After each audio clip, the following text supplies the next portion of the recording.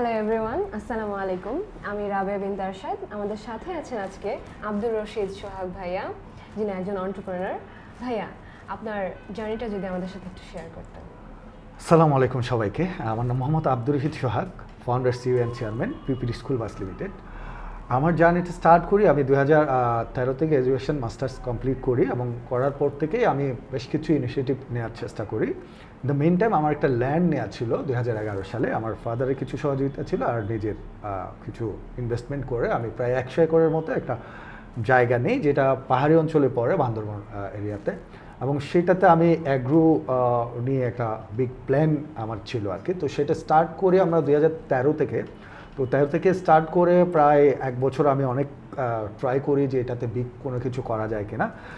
পরে আমি আসলে মানে সিটি এরিয়ায় থাকাতে আমি ওখানে তেমন বেশি যাওয়া আসা করতে পারি নাই। পরে সিটি এরিয়ার বেশ কিছু ইনিশিয়েটিভ আমাদের এর আগে থেকেই প্ল্যান ছিল, যেগুলো করার জন্য আমি অ্যাগ্রো ভিলেজটা জাস্ট একটু মানে স্লো করে দিই আর কি। এরপর ওখানে আমার এখনও পর্যন্ত লেবু বাগান এবং কলা বাগান দিয়ে ওই প্রজেক্টটা এখনও রানিং আছে। ওই প্রজেক্ট নিয়ে এখনও ফিউচারে আমাদের একটা বড় প্ল্যান আছে যে এটা বিগ কোনো কিছু করা যায় কিনা, অ্যাগ্রো ইন্ডাস্ট্রিয়াল টাইপ কিছু একটা করার প্ল্যান। দেন 2015-তে আমি স্টার্ট করি চাঁদমামা নামের একটা অর্গানাইজেশন, যে অর্গানাইজেশনে আমার একটা প্ল্যান ছিল যে পুরো বাংলাদেশে আমার 91,000 গ্রামকে আমরা একসঙ্গে কানেক্ট করব। তো ওইটা নিয়ে বেশ কিছু দূর আমরা আগানোর পরে আমাদের আসলে টোটাল ইনভেস্টমেন্ট বা আমাদের টোটাল ফাইন্যান্সিয়াল ক্রাইসিসে আমরা বিষয়টাকে তেমন এগোতে পারি নাই আর কি। পরে আমি ছোটোখাটো কিছু আমার রেস্টুরেন্ট বিজনেস আছে, আর আমার ফ্যামিলি বিজনেস হচ্ছে আসলে ট্রান্সপোর্টেশন। এটা আমার ফাদার অনেক আগে থেকে এই ট্রান্সপোর্টেশনে ছিল। তো এই ট্রান্সপোর্টেশন যেহেতু আমি জানি বা আমার ফ্যামিলি বিজনেস, তো ট্রান্সপোর্টেশনের আমার দেখাশোনা ছিল। পরে যখন 2020-এর দিকে আমার যে বড় ছেলে, সে ক্লাস 3-তে ছিল, সে স্কুল থেকে আসার পথে 1 ঘন্টার জন্য মিসিং ছিল। তো এই মিসিংটাই আমাকে তখন ভাবালো যে বাংলাদেশে ফুড পান্ডার মতো সার্ভিস, চাল ডালের মতো সার্ভিস অ্যাভেলেবেল আছে, যেখানে আমরা ঘরে বসেই সব কিছু পাচ্ছি। সেই জায়গায় যেই সার্ভিসটা আমাদের খুব দরকার, যে আমরা মা বাবা যারা ওয়ার্কিং প্যারেন্টস, তাদের বাচ্চাদেরকে আসলে স্কুলে আনা নেওয়ার জন্য কোনো সার্ভিস কেন আমাদের দেশে নেই, যেটা উন্নত বিশ্বে আমরা সবসময় দেখি। তো এই 1 ঘন্টা মিসিংটা আমার জন্য একটা টার্নিং পয়েন্ট ছিল, যে মানে বাচ্চাদের স্কুলের এই প্রবলেমটা আসলে কতটুকু অভিভাবকরা এটা ফেস করছে, এই বিষয়টা নিয়ে আমার একটা মানে কৌতূহল ছিল যে এটা আসলে মার্কেট নিড আছে কিনা। দেন কোভিড চলে আসে। কোভিডে আমাদের তেমন আর কোনো কাজ করা হয় নাই। 2022-এর প্রথম দিকে আমি আমার 2জন কো-ফাউন্ডার মিলে আমি আইডিয়াটা তাদেরকে শেয়ার করি যে আমরা এটা নিয়ে কিছু করা যায় কিনা। ইন দ্য মেইন টাইম আমার আরও বেশ কিছু অভিজ্ঞতা ছিল, যেহেতু আমার মাথায় ছিল যে এই সার্ভিসটা কিছু করা প্ল্যান আমার আগে থেকেই ছিল। তো আমি যখনই বের হতাম, আমি স্কুলগুলোর সামনে অভিভাবকদের যে ভোগান্তিগুলো, আমি সেগুলো মানে কাছ থেকে দেখার চেষ্টা করতাম। আর আমার বাসা থেকে, আমি চট্টগ্রামে বেসিক্যালি আমার বাসা, তো আমার বাসা থেকে আমার অফিসে যাওয়ার পথে প্রায় 8টা স্কুল পড়ে আর কি। ওই 8টা স্কুল ছুটির সময় বা স্কুল শুরুর সময় যে যানজটটা বা যে ভোগান্তিটা অভিভাবকদের, সেটা আমার প্রত্যেক দিনের মানে চোখে দেখা আর কি। তো এই জিনিসটা আমাকে সবসময় ভাবা হতো যে এত ভোগান্তির মধ্যেও অভিভাবকরা বাচ্চাদেরকে আনা নেওয়া করতেছে, এটা নিয়ে কেন কেউ ভাবছে না। পাটাও আছে, ওভার আছে, এই ধরনের সার্ভিস থাকার পরেও স্কুল গোয়িং বাচ্চাদের জন্য কেন ডেডিকেটেড কোনো সার্ভিস নেই। দেন 2022-এ আমি আমার 2জন কো-ফাউন্ডারকে শেয়ার করলাম যে আইডিয়াটা, যে এটা নিয়ে আমরা একটু মার্কেট যাচাই করে দেখি যে এটা আসলে কতটুকু প্রবলেম। দেন আমরা মাঝামাঝি সময়ে আমরা স্টার্ট করি যে আমাদের সার্ভে করা দরকার যে আসলে প্রবলেমটা কতটুকু মার্কেট। আমরা প্রায় 25+ স্কুলে 500-র অধিক অভিভাবকের সাথে কথা বলি, এবং টানা 5 মাসের বেশি হবে সেটা আমাদের জার্নিটা ছিল। শুধু আমরা স্কুলগুলোর সামনে গিয়ে অভিভাবকদের সাথে জাস্ট কথা বলতাম। তো এই একটা শিক্ষাই আমি সবসময় সব জায়গায় বলি, আমি এখনও মেন্টরিং করি যারা মোটামুটি উদ্যোক্তা হতে চায়। এই একটা জায়গায় আমি সবাইকে ফোকাস করি যে কোনো কিছু যদি স্টার্ট করা দরকার মনে হয়, যে আইডিয়া আসছে যে এই প্রবলেমটা আমরা সলভ করতে চাই, সেটা মার্কেট যাচাইটা অনেক বেশি ইম্পর্টেন্ট, এবং সেটা এমনভাবে করতে হবে যাতে মার্কেটে অন্য কাউকে না পাঠিয়ে, মানে কোনো এমপ্লয়ি কাউকে না পাঠিয়ে সরাসরি নিজেরা ফাউন্ডাররা, কো-ফাউন্ডাররা যদি এই কাজটা করে, দেন আসল রিলেটটা করতে পারবে যে প্রবলেমটা কতটুকু। সলিড বা কতটুকু আসলে এটা আপনারা তো অনেকটা সময় এখানে ইনভেস্ট করেছেন হ্যাঁ মার্কেট এই জায়গাটায় আমার কো-ফাউন্ডার আমাকে বারবার বলতো যে এটা তো অলরেডি প্রবলেম আমরা দেখছি, অভিভাবকরা বলছে আমরা কেন শুরু করছি না। আমি বললাম যে না, এটা আমরা একটা দুইটা স্কুলের অভিভাবক থেকে আমরা পাচ্ছি হয়তো, কিন্তু সব স্কুলে না হলে তো আমি এই সার্ভিসটাকে স্কেল করতে পারবো না। স্কেল না করলে তো আমার এটা শুরু করার কোনো দরকারই নেই। আমার প্রবলেমটা আসলে কতটুকু ডেপথ আছে, ওই প্রবলেমটা আসলে সলিড কিনা, অভিভাবকরা আমার কোনো সার্ভিস দিতে চাইলে সেটা নিবে কিনা, এই বিষয়গুলো তো আমাদেরকে এনশিওর হইতে হবে। দেন আমরা 5-6 মাসের এই জার্নির পরে আমরা ডিসাইডেড হইলাম যে আমাদের এই সার্ভিসটা খুব নিট।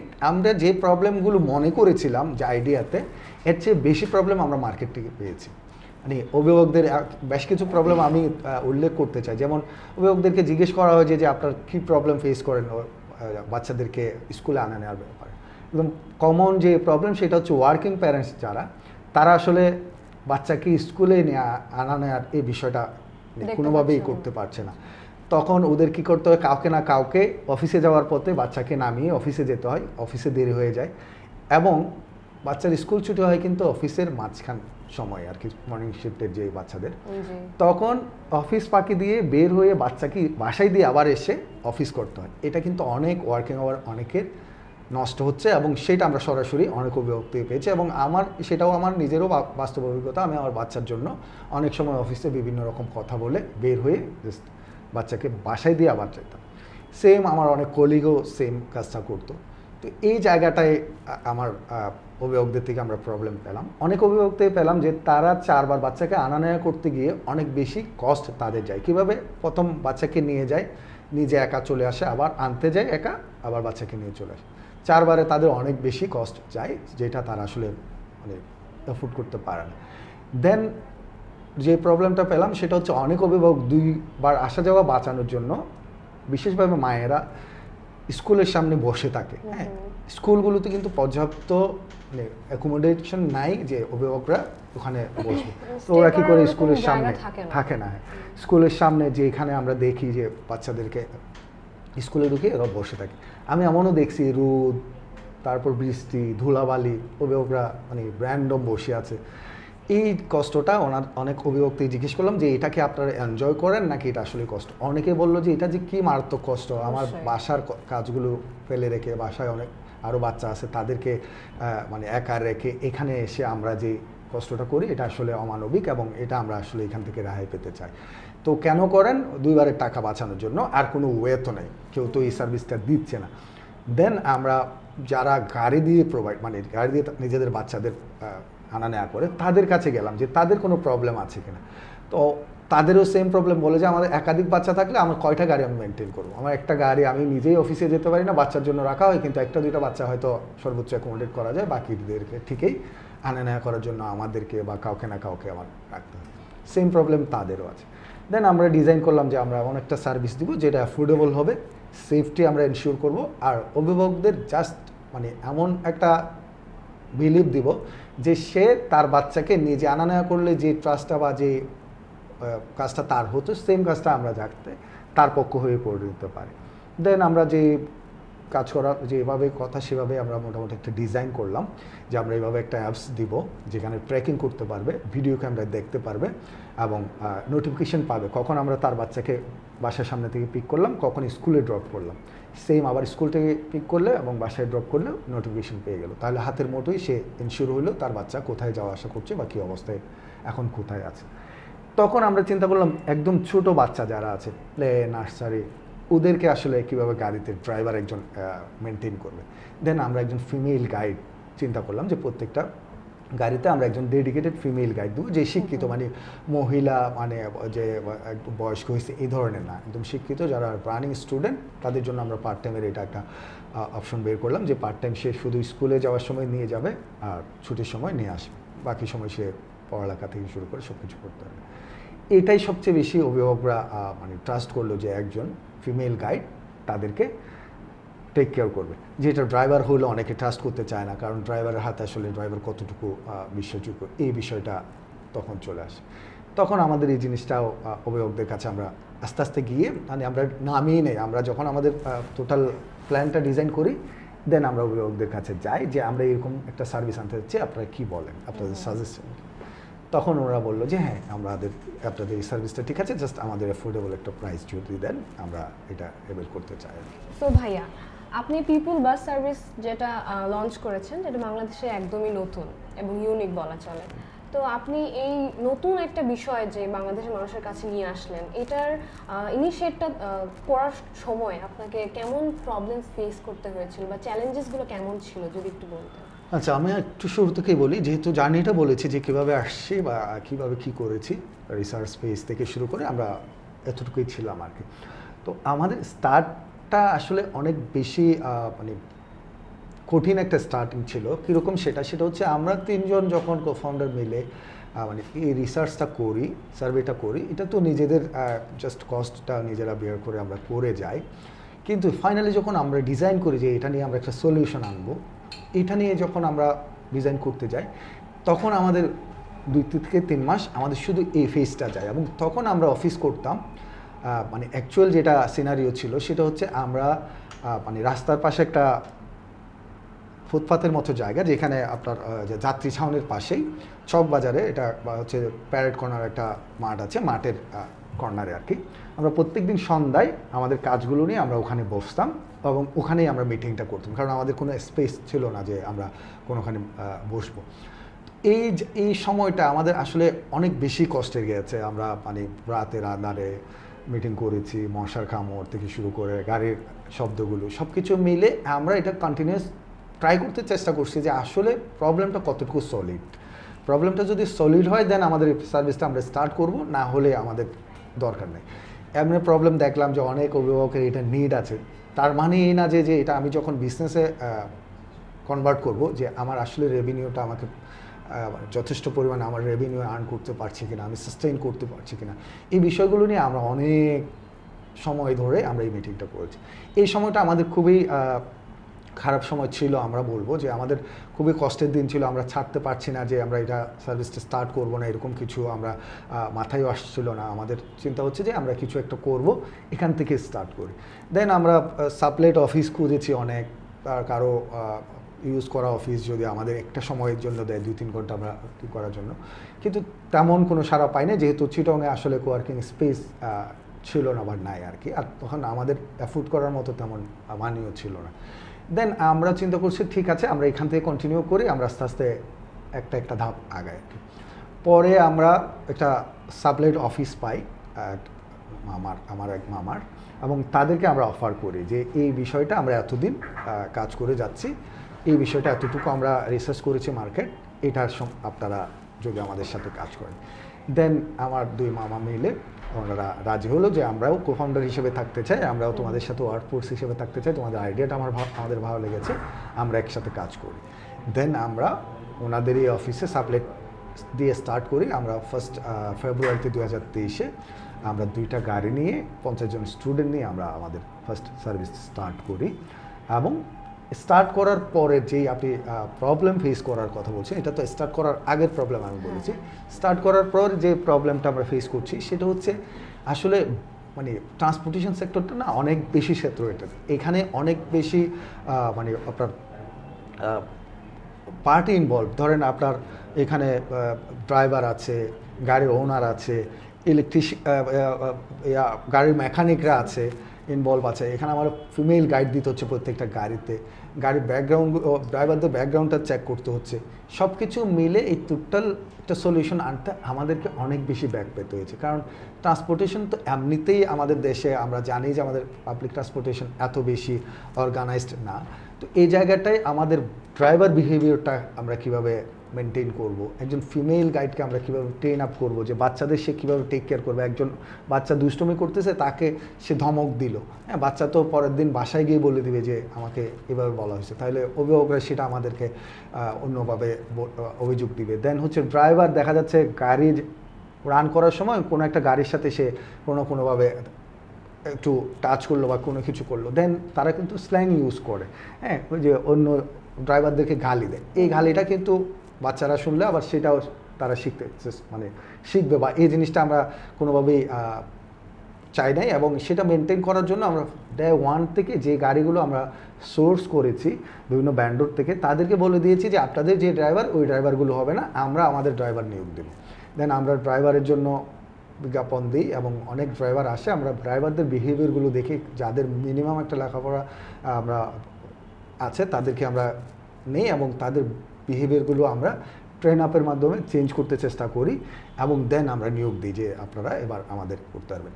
তো এই ক্ষেত্রে কিন্তু একটু প্রিমিয়াম ওদেরকে স্যালারি দিতে হয়, আমরা সেটাই বেয়ার করার ট্রাই করছি। আমরা চিন্তা করছি যে এই 2-3-5 হাজার টাকাও যদি আমি তাকে বাড়িয়ে দিই তাহলে আমার টোটাল ট্রান্সপোর্টেশনটা অনেক বেশি অর্গানাইজড হবে। দেন ফিমেল গাইডদেরকে আমরা সেম ট্রেনিং দেওয়ার ব্যবস্থা করেছি এবং তারাও যাতে বাচ্চাদের সাথে বিহেভিয়ারটা ওইভাবেই করে। এই প্রবলেমগুলো আমাদের একদম ডে ওয়ান থেকেই অনেক বেশি ছিল। তারপরে হচ্ছে ধরেন গাড়ি তো একদম নতুন গাড়ি তো সবসময় রাস্তায় থাকে না, পুরাতন গাড়ি কোনো না কোনো একটা প্রবলেম হলো, এই গাড়িটাকে আবার ব্যাকআপ দেওয়ার জন্য আরেকটা গাড়ি রাখা, কারণ স্টুডেন্ট যাচ্ছে পরীক্ষার সময়, এখন অর্ধেক পথে গিয়ে গাড়ি নষ্ট হলো, তাহলে সেটা আসলে আমরা কীভাবে ব্যাকআপ করবো, এটার জন্য একটা ব্যাকআপ গাড়ি রাখা, প্রত্যেকটা গাড়ি ব্যাকআপ চেক করা। দেন আরও যে বিষয়টা আমরা সবচেয়ে বেশি এনশিওর করতে চাইছি সেটা হচ্ছে বেশিরভাগ গাড়িগুলো তো গ্যাসের হয়, কনভার্টেড গ্যাস, তো গ্যাসের ট্যাঙ্কগুলো আমরা মিনিমাম 2 বছরের যদি টেস্টিং ডকুমেন্ট আমাদের এনে দিতে পারে দেন আমরা গাড়িগুলোকে সোর্স করি। দেন ইঞ্জিন টেস্ট ডকুমেন্ট আমাদেরকে জমা দিতে হয়। দেন ড্রাইভারের টোটাল ডকুমেন্টেশন এবং টোটাল সব ব্যাপারগুলো আমাদের হাতে থাকবে আর ফিমেল গাইডের, যাতে ট্রাস্টটা থাকে। কারণ অভিভাবকরা প্রথম থেকেই বলতো যে আপনারা ড্রাইভার দিচ্ছেন ঠিক আছে আপনারা ট্রাস্টেড, কিন্তু ড্রাইভার যদি আমার বাচ্চাকে নিয়ে কোনোখানে চলে যায় বা ফিমেল গাইড বা থার্ড পার্টি কারোর সাথে যদি এরকম থাকে, এই জিনিসগুলো প্রথম থেকে কিন্তু অনেক অভিভাবকের মানে প্রশ্ন ছিল এবং সেগুলো আমরা কীভাবে ফেস করবো এগুলো আমরা জানতাম না যে এই ধরনের প্রবলেম আসবে। যখন আমরা অনবোর্ড করা শুরু করি তখনই এসে শুরু করলো যে আমরা কোন ট্রাস্ট করব। যদি আমি বলি, আপনি ট্র্যাকিং এর কথা যেটা বললেন যে বাচ্চাটাকে ট্র্যাক করতে পারবে এখন কোন জায়গায় আছে এবং যে স্কুলে গিয়ে পৌঁছালো কিনা, তো এই জিনিসটা কি আপনি আগে থেকে ভেবেছিলেন নাকি এটা শুরু করার পর একটা সময় আপনাকে এরকম কোনো কোশ্চেন এর সম্মুখীন হতে হলো বা এমন কিছু? না, আমরা ওটাই স্টার্ট করতে চেয়েছি। প্রথম যখন আমরা প্রবলেমগুলো পেয়েছি যে এই প্রবলেম, তখন আমরা যখন বললাম যে এইটার কী ধরনের সার্ভিস হতে পারে, বলে যে আপনার অ্যাজ ইউজুয়াল তো অনেকেই দেয় এরকম গাড়ি, কিন্তু প্রায় স্কুলে বিভিন্ন ভ্যান্ডররা নিজেরা গাড়ি দেয়, বলে যে দেয় কিন্তু ওগুলো আমরা বুঝি না যে কতক্ষণে বাচ্চাকে আজকে নামাই দিচ্ছে 1 ঘন্টা পরে, পরের দিন নামাচ্ছে 1.5 ঘন্টা পরে, তাহলে ওই আধা ঘন্টায় সে কোথায় ঘোরালো, আমার বাচ্চা কোথায়, আমাকে ড্রাইভারকে ফোন দিতে হচ্ছে। হ্যাঁ, তো এটা আমি অফিসের কাজের ফাঁকে এই প্যারাটা আমরা নিতে পারি না। তখন আমরা চিন্তা করলাম তাহলে সেটা যদি আমরা ট্র্যাকিংয়ে দিয়ে দিই, বাচ্চাকে সে দেখলো কোথায় আছে, যানজট দেখাচ্ছে অ্যাপসে, তাহলে বুঝতেই পারছে যে সে আরও 15 মিনিট পরে বাসায় যাবে, 10 মিনিট পরে বাসায় যাবে, তাহলে সে এনশিওর হইলো। ওখানে ফোন দিয়ে তাকে আর ড্রাইভারের সাথে কথা বলতে হচ্ছে না, বা রানিং অবস্থায় ড্রাইভারের সাথে আসলে কথা বলাও যায় না, অনেক সময় ড্রাইভার ফোনও ধরে না। তাইলে এই জিনিসটা আমরা ম্যানুয়াল আর না রেখে ট্র্যাকিংটা দিলাম। তখন অভিভাবকদেরকে বললাম যে আপনারা ট্র্যাক করতে পারবেন। তো অনেকে বললো যে আমার বাচ্চা ছোটো, আসলে আপনাদের গাড়িতে কী অবস্থায় যাবে না যাবে আমি কীভাবে বুঝবো, আমি কীভাবে দেবো, আমি তো ওকে সবসময় নিজেই নিয়ে দিয়ে আসি। সেই ফিলটা দেওয়ার জন্য আমরা চিন্তা করলাম যে আমরা ভিডিও ক্যামেরাটাই অ্যাটাচ করব, সে লাইভ যখনই ইচ্ছে দেখতে পারবে তার বাচ্চা গাড়িতে কী অবস্থায় আছে। দেন তারা আরও ট্রাস্ট পেলো যে হ্যাঁ আমার বাচ্চা আমি সবসময় চাইলেই দেখতে পাচ্ছি। দেন হচ্ছে বললো যে আমার বাচ্চা ছোটো, ওকে গাড়িতে তুলবে কে, বাসার সামনে থেকে স্কুলে কে মানে পৌঁছে দিবে বা স্কুলের গেটে, কারণ ড্রাইভার তো গাড়ি জাস্ট স্কুলের সামনে দিয়ে ড্রাইভার নেমে বাচ্চাদেরকে স্কুলে ঢুকিয়ে দিয়ে আসতে পারবেন, কারণ গাড়ি তো রানিং থাকে, ওকে না কোনো না কোনো যায় দাঁড়াতে হবে। তো গাড়ি যখন থামে আমাদের ফিমেল গাইড কী করে বাচ্চাদেরকে একসঙ্গে নামিয়ে দেন স্কুলে ঢুকিয়ে দেয়, দেন বের হয়। কারণ স্কুলে না ঢোকানো পর্যন্ত এনশিওর করতে পারি না যে আসলে বাচ্চাটা কোথায় যাচ্ছে বা আমরা কীভাবে এনশিওর করবো। এই জিনিসগুলো যখন বললাম অভিভাবকরা বললো যে হ্যাঁ এখন আমরা ট্রাস্টের জায়গাটা পেলাম। যখন ওই অভিযোগটা করলো বললাম যে ঠিক আছে আমরা একজন ফিমেল গাইড দিই, মানে ওইটা দিনে দিনে আসে নাই, তখনই আমরা আসতাম, মিটিং করতাম, মিটিং করে এটার কী সলিউশন হতে পারে, দেন আমরা চিন্তা করলাম যে একজন ফিমেল গাইড যদি আমরা দিই। এভাবেই আমাদের সলিউশনটা টোটালটা, অর্থাৎ ফিডব্যাক আমাদের একটা আইডিয়া ছিল, ওই আইডিয়াতে আমরা আরও কিছু কাস্টমার ফিডব্যাক নিয়ে সেটাকে টোটাল আমরা একটা পরিপূর্ণ আইডিয়াতে পরিণত করে দেন স্টার্ট করেছি। তাহলে ভাই আপনি বললেন যে মানে অলরেডি আছে অনেক বাস সার্ভিস বলেন বা মাইক্রো, তো তাদের থেকে আপনারা নিজেদেরকে কিভাবে আলাদা করেন? হ্যাঁ, এই জায়গাটাই হচ্ছে মেইন, একদম সূক্ষ্ম কিছু বিষয় আমরা আসলে আলাদা তাদের চেয়ে। সেটা হচ্ছে তারা আসলে অর্গানাইজড কোনো সার্ভিস দেয় না, তারা দেখা যাচ্ছে রানওয়ে প্রায় 1.5 থেকে 2 ঘন্টাও রানওয়ে করে। সকাল 8টায় স্কুল, 6টা থেকে ওরা রান শুরু করে, বিভিন্ন এরিয়া থেকে নিয়ে ওরা 8টায় নামায় দেয়। তো 6টায় যে গাড়িতে উঠলো যে বাচ্চাটা, সে কিন্তু 2 ঘন্টা রানওয়েতে ছিল, সেই ক্লাসে গিয়ে কীভাবে মনোযোগ দিবে, এটা তো বিধ্বস্ত হয়ে যাওয়ার বিষয়। ওই জিনিসটা আমরা ওমিট করার চেষ্টা করছি। আমাদের রানওয়ে আমরা এখনও মেনটেন করে যাচ্ছি 1 ঘন্টা, হ্যাঁ সেভ 1 ঘন্টা। আমরা এর ভিতরেই আমরা ট্রাই করি, 1 ঘন্টার বাইরে আমরা কখনোই কোনো রানওয়ে হলে আমরা ওই সার্ভিসটা দিই না। এরকম হলে আমাদের আরও অনেক বেশি সার্ভিস আমরা এখনও দিতে পারি। 1.5 ঘন্টা, 1 ঘন্টা 45 মিনিট টাইম লাগবে বেশ কিছু এরিয়া একসঙ্গে কভার করার জন্য। তো ওই জিনিসটা আমরা ফার্স্ট থেকেই কারণ অভিভাবকদের এটা একটা অভিযোগ ছিল, ওই গাড়িগুলোতে কেন দেন না, হ্যাঁ।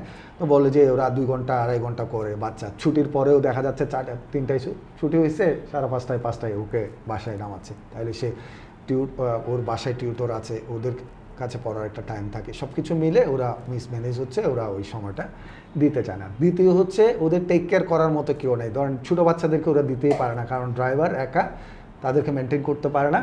যারা বড় ক্লাস 5 6 থেকে এবং তাদেরকে ওইসব গাড়িগুলোতে দেয়, যে ওরা গাড়িতে যায়, ওরা নিজেরা স্কুলে ঢুকতে পারে।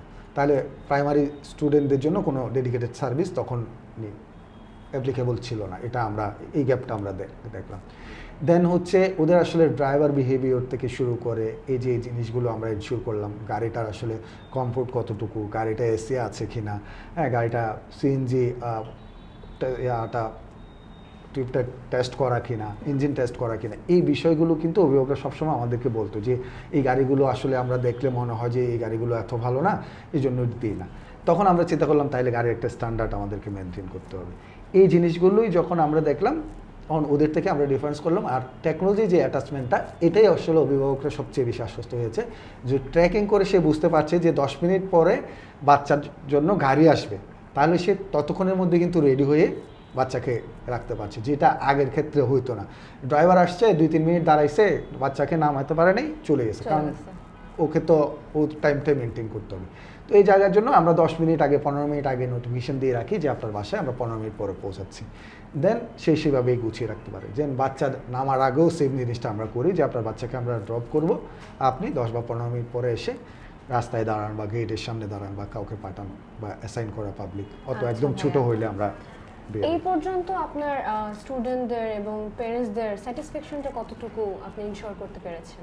এই স্যাটিসফ্যাকশনটা আমরা আমাদের সবসময় স্টার্ট করার 1 সপ্তাহ পরেই আমরা কিন্তু ফিডব্যাক নিয়েছি, যে আসলে অভিভাবকরা এটাকে কিভাবে দেখছে।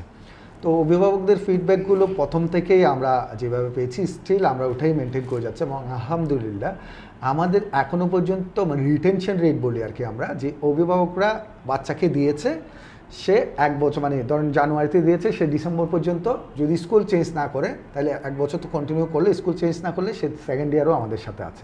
যেহেতু আমাদের প্রায় 2.5 বছরের জার্নি, আমাদের 96%-এর মতো রিটেনশন রেট। 4%-এর মতো অনেকের হয়তো এফোর্ড করতে পারে নাই, বাসা চেঞ্জ করছে বা তার অন্য স্কুলে সে শিফট করছে, এই কারণগুলোর জন্য 4% স্টুডেন্ট আমরা মিস করেছি, আর 96% আমাদের রিটেনশন রেট। এবং এটা আমরা সবসময় অভিভাবক থেকে এই ফিডব্যাকটা নিয়ে থাকি, যাতে ওরা স্যাটিসফাই থাকবে এবং আমরা আমাদের সার্ভিসটাকে আরও ইমপ্রুভ করতে পারি। কারণ আমরা তো ফার্স্ট ডে থেকে কিন্তু এই ধরনের স্যাটিসফ্যাকশন দিতে পারিনি, ওরাই বুঝছে যে আমরা নতুন, তাহলে আমাদের যেভাবে ওনারা চাচ্ছে আমরা সেভাবেই স্যাটিসফ্যাকশনটা দিতে চেষ্টা করছি। এবং ফাইনালি এখন এসে আমরা সব অভিভাবকদের জন্য একই রকম একটা সিস্টেম আমরা দিয়েছি এবং সেটাতে তারা স্যাটিসফাই।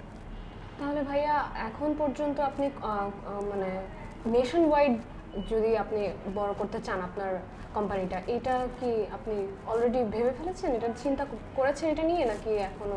অলরেডি আমরা চট্টগ্রাম সিটির পরে ঢাকাতে এসেছি 2024-এ। আমাদের ঢাকাতেও প্রায় 1 বছর প্লাস হচ্ছে, 1.5 বছরের কাছাকাছি।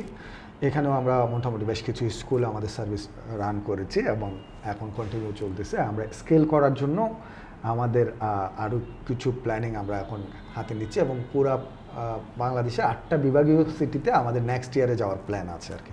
8টা বিভাগীয় সিটিতে, দেন পরের ইয়ারে আমরা 64 ডিস্ট্রিক্টগুলোতে আমরা সম্ভাব্যতা যাচাই করছি এখন, যে কোন কোন ডিস্ট্রিক্টগুলোতে এখনই নিড আছে, ওই ডিস্ট্রিক্টগুলো এখনও আমরা কাজ ওয়ার্কিংটা করে যাচ্ছি। তো ভাই আপনি অনেকটা সময় ধরে আপনি এন্টারপ্রেনারশিপে আছেন, তো আপনার নতুন নিউ এন্টারপ্রেনারদের জন্য যদি আপনি কিছু বলতেন বা কোনো স্ট্র্যাটেজি যেটা মাস্ট, এটা দরকার, এটা যখন আপনি নতুনভাবে শুরু করেছিলেন, এমন কিছু শেয়ার করতেন? একটাই আমি মানে এক লাইনে যদি একটা শিক্ষা দিতে চাই, বাকিটা আমি বলছি। এক লাইনে যদি কোনো কিছু বলতে হয়, সেটা হচ্ছে লেগে থাকাটা আমার সবচেয়ে ইম্পর্ট্যান্ট মনে হয়েছে। আমাদের এই জার্নিতে না 2.5 বছরে অনেকবার আমরা মানে এত বেশি হতাশ হয়েছি যে আমরা ছেড়ে দিই, এটা আর কন্টিনিউ করা উচিত না। হ্যাঁ, এটা আসলে এত প্রবলেম, এত বেশি ম্যানেজ করা আমাদের পক্ষে সম্ভব না। এখানে ফান্ডিংয়ের বিষয় থাকে, হ্যাঁ, এখানে টোটাল টিম ম্যানেজ করার বিষয় থাকে। দেন হচ্ছে যে আমাদের নিজেদের যারা কোফাউন্ডার আছি টিমটাকে মোটিভেট রাখা, হ্যাঁ, তারপর হচ্ছে টোটাল টিম যারা সেলস পার্সন আছে আমাদের, যারা মার্কেটিংয়ে আছে, যারা আমাদের কাস্টমার কেয়ার আছে, সবাইকে একসঙ্গে, অপারেশনে যারা আছে সবাইকে একসঙ্গে মোটিভেট রাখা, এটা আসলেই পসিবল হচ্ছে।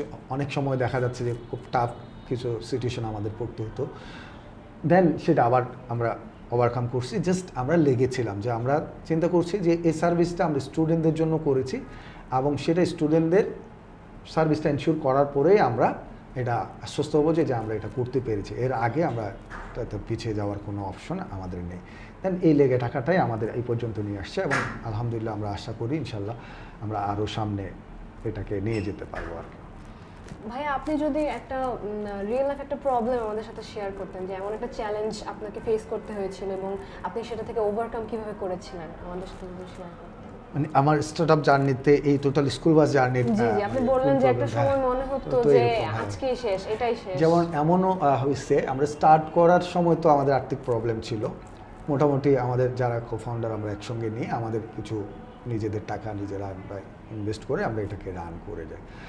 ঠিক 3 থেকে 4 মাস পরে আমাদের ফান্ড মানে একদম জিরোতে চলে আসে। আমাদের টিম মেম্বার, আমাদের অফিস মেনটেন সব কিছু মিলে আমরা চিন্তা করলাম আমরা কীভাবে কন্টিনিউ করবো। আমাদের রানওয়ে আর সর্বোচ্চ 2 থেকে 3 মাস আমরা এই রানওয়েটা রান করতে পারবো।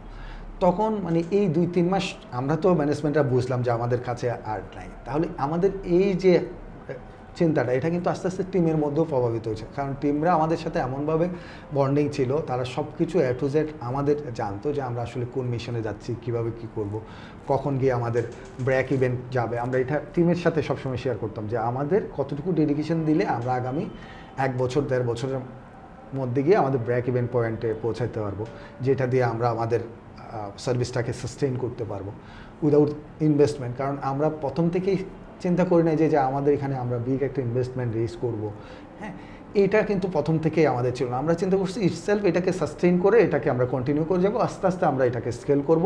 মানে একদম হুট করে আজকে 1 কোটি টাকা 5 কোটি টাকা কোনো ইনভেস্টর থেকে নিয়ে আমরা ফুল মার্কেট ডিস্টার্ব করে ফেলবো, এই ধরনের কোনো চিন্তাভাবনা আমরা প্রথম থেকেই করিনি। কারণ আমাদের প্রথম থেকেই একটা চিন্তা ছিল যে আসলে এটা মার্কেট ফিট কিনা। হ্যাঁ, মার্কেট ফিট যদি না হয় আমি যতই টাকা ইনভেস্ট করি না কেন আলটিমেট করলে একটা সময় গিয়ে আমাকে হুমড়িকেই পড়তে হবে।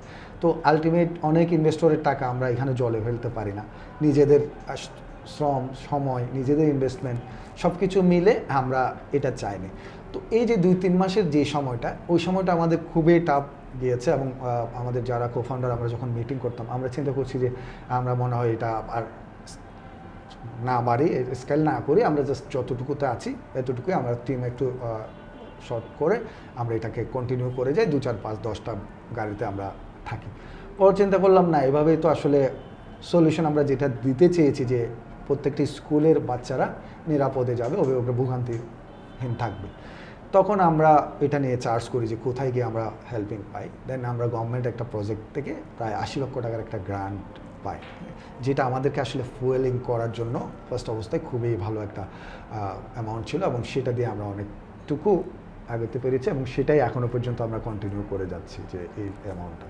আচ্ছা ভাইয়া, অ্যাজ এ সিইও আপনি কোন ধরনের লিডারশিপ স্টাইলটা মেনটেন করছেন?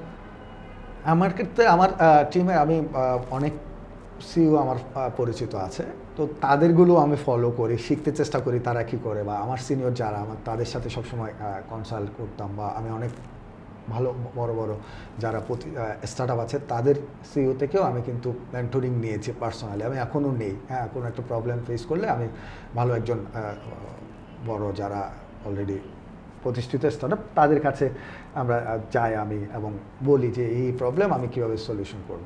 তো এই জায়গাটাতে আমি আমার টিমকে যেভাবে মেনটেন করি সেটা হচ্ছে টিমকে আমি সবসময় একদম নিজের কোম্পানির A to Z ভিউটা আমি বলে দিই যে আমরা এই ভিউতে যাচ্ছি। তুমি যদিও বা স্যালারি বেস থাকতেছো, তোমার একটা টার্গেট আমরা দিয়ে দিচ্ছি। তো এই টার্গেটের চেয়ে বেশি কথা মানে যে জিনিসটা তোমাকে অ্যাচিভ করতে হবে সেটা হচ্ছে এই কোম্পানিতে তোমাকে ওন করতে হবে। হ্যাঁ, এই জিনিসটাই আমি সব সময় মানে প্রতিদিনের মিটিংয়ে লাস্টে এই কথাটাই আমি বলি যে তোমাদেরকে এটা কি তুমি এখন নিজের মধ্যে ওন করতে পারছো কি না, বা তোমার কাজের মধ্যে আমি কতটুকু দেখতে পাবো বা তোমার বিহেভিয়ারের মধ্যে, তখন সেটা আমি দেখি যে আসলে সে কতটুকু নিচ্ছে বা কতটুকু নিজের মনে করছে। সেই জিনিসটাই আমি আমার লিডারশিপে দেখতে পেলাম যে সবাই এই জিনিসটাকে ফলো করে এবং আমি সেটা দিতে পেরেছি আমার টিমকে, এবং সবাই এত বেশি ডেডিকেটেড। এমনও হয় যে আমাদের অফিস আওয়ার 5টা বা 6টা পর্যন্ত আমরা অফিস আওয়ার করি, 8:30 9টা পর্যন্ত আমার টিম এখনও পর্যন্ত আমার সাথে কাজ করে। মানে তারা যায় না যে স্যার আমার কাজটা এখনও শেষ হয়নি, আমি কি আর থাকতে পারবো কিনা, মানে সে উল্টা আরও থাকতে পারবে কিনা এই কথাটা জিজ্ঞেস করে, কারণ আমি টিমটাকে এইভাবেই গড়ে তুলতে চেয়েছি যে টিমটা নিজের মতো করে কাজ করবে। তো আশা করি এই জায়গাটাতে আমি সাকসেস, যে আমার টিম আমার নিজের মতো করে আমি গড়ে তুলতে পারছি। না তো অবশ্যই। বাংলাদেশে যে স্টার্টআপ ইকোসিস্টেম বা স্টার্টআপ কালচার সম্পর্কে তো আপনি জানেন, তো আমরা আপনার থেকে কিছু জানতে চাই যে এটা নিয়ে আপনি কি বলতে চান। আসলে অ্যাকচুয়ালি বাংলাদেশে আমরা মানে স্টার্টআপের এই বাজওয়ার্ডটা আমরা শুনতে পাচ্ছি ধরেন 2015 থেকে 25 পর্যন্ত, এই 10 বছর অনেক বেশি আমরা শুনতে পাচ্ছি যে স্টার্টআপ একটা কালচার বা স্টার্টআপ ইকোসিস্টেম আমরা যেটাকে বলি। তো আমার যেটা মানে ভিউ আর কি, গত 10 বছরে আমাদের যে অগ্রগতি, মানে আমাদের দেশে স্টার্টআপ কালচারে বা ইকোসিস্টেমের যে অগ্রগতি, এটা আসলেই মানে আমার কাছে অনেক বেশি পজিটিভ মনে হয় এবং আমরা খুব ভালো গ্রোথে আগাচ্ছি। যদিও বা এখানে অনেক স্টার্টআপ আছে যে ফল্ট করেছে, বা অনেকের ভুল ধারণাও বলা যায় যে অনেক স্টার্টআপ আছে যে তারা জাস্ট ফান্ডিং রেজ করার জন্যই কোনো একটা আইডিয়া নিয়ে আসে এবং সে ফান্ড পাওয়ার পরে সেটা নিয়ে সে কোনোভাবে স্টার্টআপটা বন্ধ করে দেয়। আমি এটা কখনোই মানতে রাজি না। অ্যাকচুয়াল সিনারিও যেটা আমরা অনেকেই যারা বুঝি না তাদের জন্য, সেটা হচ্ছে একটা কোম্পানি যখন ফরমেশন হয়, ওই কোম্পানিতে কেউ চাইলে সে এমডি হোক, চেয়ারম্যান হোক, সিইও হোক, হ্যাঁ সিএমও হোক, যেই হোক, সে চাইলে নিজের মতো করে টাকা বের করতে পারে না। আমার কোম্পানিতে আমরা 3 জন সিগনেটরি আছি, তাহলে আমার টাকা লাগতেছে, আমি চাইলেই কিন্তু চেক দিয়ে টাকা তুলতে পারছি না। সেম ইনভেস্টররা ইনভেস্ট করতেছে, আমাদের অডিট ফার্ম আছে, তাকে তো আমার প্রতিনিয়তই প্রত্যেকটা বিষয়ে আমাকে এনশিওর করতে হচ্ছে আমি টাকাটা কোথায় খরচ করছি, কীভাবে খরচ করছি। এই জায়গাটা কেউ পারে না। যে অনেকে বলে যে ইনভেস্টমেন্ট পাইছে, এখন সে একটা ফ্ল্যাট নিয়ে নিয়েছে, গাড়ি নিয়ে নিয়েছে, অনেক ফাউন্ডারদের নামে আমরা এভাবে শুনি। অ্যাকচুয়ালি আমি এটা কখনোই বিলিভ করি না যে ফাউন্ডার থাকতে পারে আনএথিক্যাল, অনেকে অনেক কিছু করতেছে, আমি ওটাকে বলবো না যে সে ফাউন্ডার বা সে স্টার্ট আপ করেছে, আমি এটাকে কাউন্টিংয়ে নিই না। কেউ যদি করে আমি তাকে কাউন্টিংয়ে নিই না। যেমন আমরা ফ্রড, যেমন আমরা বলি যে মসজিদে আসলে জুতা চোর মানে জুতা চুরি হয়, এটা আসলে মসজিদের মুসল্লিরা জুতা চুরি করে না, চোররাই মসজিদে যায় জুতা চুরি করার জন্য। তো এখানে স্টার্ট আপ কেউ যদি বলে যে আমি স্টার্ট আপ বলে কিছু ইনভেস্টমেন্ট রেজ করলো, সেটা নিয়ে ফ্রড করে চলে গেল, আমরা তাকে স্টার্ট আপ ইকোসিস্টেমে বলতে পারি না। প্রত্যেকটা সিস্টেমেরই কিছু এইভাবে ল্যাক অফ সাইট থাকে, এই সাইটগুলো অনেকে ইউজ করতে চায়। তো এটা আসলে ইকোসিস্টেমের আমি দোষ দেবো না, ইকোসিস্টেম আমাদের রানিং স্মুথলি যাচ্ছে এবং যেভাবে যাচ্ছে সেটাই আমি আশাবাদী যে সামনে আরও ভালো কিছু হবে। যদিও আমাদের বাংলাদেশ আসলে ফরেন ইনভেস্টমেন্ট সিক করাটা আমাদের জন্য অনেক বেশি টাফ। এখানে আমরা ফাউন্ডার ফিট না এখনও, হ্যাঁ আমাদের স্টার্ট আপ এখনও মার্কেট ফিট না, অনেক স্টার্ট আপ আমরা এখনও মার্কেট ফিট আমরা প্রুভ করতে কষ্ট হচ্ছে। দেন স্কেল করার মতো আমাদের জনশক্তি নাই, বা আমাদের যে অডিয়েন্সটা আছে বা আমরা যাদেরকে কাস্টমার বলি, আমাদের কাস্টমার বেসটা এখনও পর্যন্ত কিন্তু এই যে টেকনোলজি বেসড সার্ভিসগুলোতে এখনও পর্যন্ত নিজেদেরকে হ্যাবিচুয়েট করতে পারে নাই। এই জিনিসটা কিন্তু ডে বাই ডে চেঞ্জ হচ্ছে। একদিনে তো পাটাও হয়নি, একদিনে ফুড পান্ডা আজকের এই অবস্থায় আসেনি, চাল ডাল আজকের এই অবস্থায় আসেনি। তো যে বড় বড় স্টার্ট আপগুলো আমরা দেখি, প্রত্যেকেই কিন্তু তাদের ফার্স্ট ফেজ এভাবেই কোনো না কোনো অবস্টাকেল কেটে উঠেই এই পজিশনে আসছে। তো আমাদেরকে কালচারে যেটা আসতে হবে সেটা হচ্ছে আমাদের সবাইকে একটাই মিশন রাখতে হবে যে আমরা সবাই মিলে যারা ফ্রড করতে চাচ্ছে তাদেরকে জাস্ট একটু সাইডে রেখে আমরা আমাদের কাজটা এগিয়ে নিয়ে যাওয়া। মানে কে কী করছে এই সাবজেক্ট আমার না, আমি আমার সার্ভিস নিয়ে কতটুকু এগিয়ে নিয়ে যেতে পারছি এটাই আমরা করে গেলে, প্রত্যেকের কাজ করে গেলে ইকোসিস্টেমটা আরও স্মুথ হবে এবং বাইরের ফরেন ইনভেস্টররা আমাদের দেশের স্টার্টআপগুলোতে ইনভেস্ট করার জন্য আগ্রহী হবে আমার মনে হয়। তো ভাইয়া, ইউনিভার্সিটি ইনোভেশন হাব এবং জিপি এক্সেলেটরে আপনার মেন্টর হিসেবে এক্সপিরিয়েন্সটা কেমন ছিল? আচ্ছা, আমি 2015 থেকে আসলে কমিউনিটি বিল্ডিং নিয়ে আমি কাজ করছি, যেটা চাঁদপাম আমার প্রজেক্ট ছিল, সেটা আসলে কমিউনিটি বিল্ড করার কাজে ছিল। এবং আমি আমি মানে সবসময় এটাতেই থাকতে চাই আর কি, যে একটা কমিউনিটি বিল্ড হোক যে কোনো কিছুতে সেটা। তো এই কমিউনিটি বিল্ডিংয়ের এই যাত্রাটা আমি 2023-এর মাঝামাঝিতে গ্রামীণ ফোন থেকে নক পাই যে আমরা সারা বাংলাদেশে বেশ কিছু উদ্যোক্তাদের নিয়ে কাজ করতে যাচ্ছি, চট্টগ্রাম থেকে যদি আপনি আমাদের সাথে জয়েন করেন আমরা আপনাকে সিলেকশনে রাখতে চাই। দেন আমি বললাম যে হ্যাঁ, কমিউনিটি বিল্ডিং হলে আমি করতে চাই। দেন তাদের সাথে আমাদের প্রায় 1 বছর প্লাস একটা যাত্রা ছিল। আমরা বাংলাদেশে প্রায় 20টা জোনে আমরা বুট ক্যাম্প করি, 200 প্লাস, প্রত্যেকটা বুট ক্যাম্পে 200 প্লাস অডিয়েন্সকে আমরা আনি এবং তাদেরকে আমরা একটা স্পার্ক দেওয়ার চেষ্টা করি যে আসলে উদ্যোক্তা হওয়ার জন্য নিজেকে কীভাবে প্রিপেয়ার করতে হবে এই বিষয়টা। তো ওখান থেকে বেশ কিছু আইডিয়াকে আমরা আবার গ্র্যান্ড মানি দিই। তো এই জার্নিটা আমার জন্য অনেক বেটার ছিল। প্রত্যেকটা জেলার যারা উদ্যোক্তা হতে চায় বা যারা কমিউনিটি বিল্ডার ছিল তাদের সাথে আমাদের একটা বন্ডিং ক্রিয়েট হয় এবং সারা বাংলাদেশে আমার আবার একটা সার্কেল ক্রিয়েট হয়, যেটা নিয়ে আমরা আসলে উদ্যোক্তাদেরকে অনেক হেল্প করতে পারি। যেমন বিভিন্ন ভার্সিটিতে বিভিন্ন প্রোগ্রামগুলো হয়, সেখানে কিন্তু ওই যে আমাদের কমিউনিটি বিল্ডাররাই কোনোভাবে ইনভলভ, তখন তারা হেল্প চায় যে ভাই আসেন আমরা এই কমিউনিটিটাকে এইভাবে করি। বিভিন্ন ক্লাবগুলো এখন আমাদেরকে দাওয়াত করে, ওই ক্লাবগুলো সবগুলোই এই কমিউনিটি বিল্ডিংয়ের একই সার্কেলে ছিল, একে অপরের সাথে। তখন গিয়ে এগুলোতে আমি হেল্প করি। ইউনিভার্সিটি ইনোভেশন হাব এটা একটা ওয়ার্ল্ড ব্যাংকের প্রজেক্ট, এটা হাইটেক পার্ক অথরিটি, এটা ডিড প্রজেক্ট নামে একটা প্রজেক্ট মাধ্যমে এটা বাংলাদেশে বিভিন্ন ইউনিভার্সিটিগুলোতে একদম ফরেন স্টাইলে একটা হাব ওরা রেডি করে দিয়েছে এবং সেখানে প্রত্যেকটা 3 মাসে 12টা বা 15টা টিমকে অ্যাকোমোডেট করে সিলেকশনের মাধ্যমে, এবং তাদেরকে আমরা 3 মাস যাবত টোটাল মানে একটা আইডিয়া থেকে কমার্শিয়ালাইজেশন কীভাবে করতে হয় একটা আইডিয়াকে, সেই জার্নিটা আমরা দেখাই। ওখান থেকে তাদেরকে পিচিং করানো হয় ইনভেস্টরদের সামনে বা জুরিদের সামনে। ওখান থেকে আমরা প্রায় 5টা টিমকে বা 5 থেকে অধিক টিমকে 50,000 প্লাস অ্যামাউন্ট গ্রান্ট মানি দিই, যেটা ওয়ার্ল্ড ব্যাংকের। তো চিটং ইউনিভার্সিটিতেই আমার 6টা কোহর্ট আমি রান করি প্রায় গত 1.5 বছরে। প্রতিটা কোহর্ট 3 মাস, মাঝখানে কিছুদিন অফ ছিল।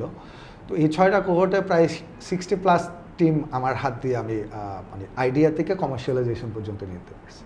এখানে শেখানো হচ্ছে যে বিষয়টা, আমি যেটার জন্য এই প্রোগ্রামে টাচ হই, সেটা হচ্ছে আমি যখন কারো প্রবলেম সলভ করার জন্য সাজেস্ট করতে যাই, তখন আমি যে প্রবলেমটা এখন ফেস করি, যে আমরাও তো প্রত্যেকদিন ফেস করতেছি যে এটাকে কীভাবে ওভারকাম করা যায়, আমার সার্ভিসটাকে আরও কীভাবে স্মুথ করা যায়, তখন আমি তাকে অ্যাডভাইস দিতে গিয়ে আমার সার্ভিসের জন্য একটা সলিউশন আমি পেয়ে যাই।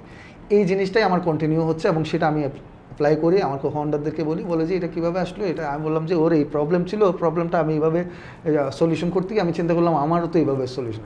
প্রবলেম কিন্তু আলাদা জিনিস, সে কিন্তু ধরেন অ্যাগ্রো একটা প্রজেক্ট নিয়ে আসছে, আমারটা ট্রান্সপোর্টেশন, ওর অ্যাগ্রো প্রজেক্টের সলিউশন দিতে গিয়েও কিন্তু আমার ট্রান্সপোর্টেশন সলিউশন আমার মাথায় আমি সেটা চলে আসতে এই জিনিসটা। এবং আমি আসলে মানে যেভাবে মেন্টরিং করি, অনেক ভালো ভালো মেন্টর আমাদের ইউনিভার্সিটি ইনোভেশন হাবে আছে বা জড়িত আছে। আমি যেটা করি সেটা হচ্ছে আমি একদম ওই যে পিচ ডেক দিয়ে দেওয়া হয় বা আমাদেরকে মডিউল দিয়ে দেওয়া হয়, মডিউল অনুযায়ী আমাদেরকে করতে হয় আর কি। তো আমি স্লাইড দেখিয়ে কিন্তু মানে একটা ক্লাসও এই পর্যন্ত করি নেই। স্টিল যারা অর্গানাইজার আছে তারাও কখনো বলে না যে কেন আপনাকে তো ক্লাসে স্লাইড, আমি স্লাইডটা দেখাই কিন্তু স্লাইডে আমি কখনো ওই স্লাইড অনুযায়ী যে স্লাইডে এটা বলা হয়েছে এভাবেই আমি স্লাইডটা দেখাই যে স্লাইডের এই, কিন্তু আমি জাস্ট হ্যান্ডস অন অভিজ্ঞতাগুলো দেওয়ার চেষ্টা করি যে আমি স্টার্টটা কীভাবে করছি, তোমাকে কীভাবে করতে হবে। মার্কেটে পাঠাই সরাসরি, 100 জন কম মানে কাস্টমারের সাথে কথা বললে আমি সেটা অ্যাকসেপ্ট করি না। প্রথম 2-3 সপ্তাহ তাদেরকেই তাদের কাস্টমারের সাথে কথা বলাই, দেন অনেকেই 2-3 সপ্তাহ পরে বলে যে না এটা তো আসলে প্রবলেম না, মার্কেটে নেই, তাইলে এটা পিভট করাই যে এটা হবে না। মানে ও একটা আইডিয়া নিয়ে আসছে, সেটা তার অনুযায়ী না করায়, তাকে দিয়ে তার মার্কেটটা রিসার্চ করিয়ে তার একটা শেপের মধ্যে আমরা নিয়ে এসে দেন তাকে রান করে। এটার জন্যই চিটং ইউনিভার্সিটিতে মোটামুটি যে স্টার্টআপগুলো বা যে টিমগুলোকে আমরা ফান্ডিং করেছি, বেশ কিছু টিম এখনও পর্যন্ত সাস্টেইন করে যাচ্ছে, তারা কাজ করার চেষ্টা করছে। আশা করি ওখানে আরও ভালো কিছু টিম উঠে আসবে আর কি। তো এই জার্নিটা আমার আসলে এখনও পর্যন্ত ভালো লাগে, আমি মোটামুটি কন্টিনিউ করে যাচ্ছি। লাস্ট উইকে আমাদের 6 কোহর্ট শেষ, নেক্সট হয়তো কোনো কোহর্ট অনবোর্ড হইলে আমাকে আবার হয়তো ইনভলভ হতে পারবো আর কি, এতটুকুই। থ্যাংক ইউ ভাইয়া, আপনার এত প্রাইসলেস আমি বলবো যে এত সুন্দরভাবে আপনি আমাদেরকে আপনার জার্নিটা বললেন। আমরা অনেক নতুন এন্টারপ্রেনাররা আছে যারা আপনার থেকে শিখতে পারবে, অনেক কিছু জানতে পেরেছে অলরেডি। Thank you everyone. ধন্যবাদ সবাইকে, সালাম আলাইকুম।